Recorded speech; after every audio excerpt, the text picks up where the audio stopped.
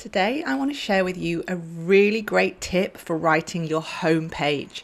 Now, this works for package pages as well, or services pages, but it's a really great way to think about how to make your homepage flow, to avoid it being what I call a junk drawer homepage and make it into a homepage that looks more like a shop front. So somewhere where people can get a quick snapshot of what you do and then delve into your site to look further.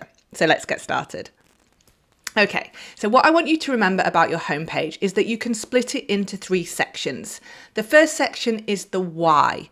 Why should someone read the rest of the page? Why are they there? So this would include your headline, maybe a subhead, and an intro sentence, which really tells the reader why they should care and what's in it for them. Next, we deal with the how.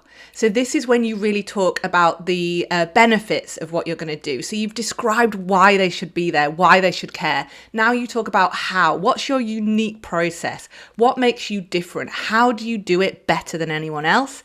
And then you go into your what. So this is where we talk about, okay, this is the practical services that I offer, which show you how you're going to achieve what you want to achieve. So split your homepage or also your packages pages into those 3 sections. We start with why, we go into the how, and then we end with the what.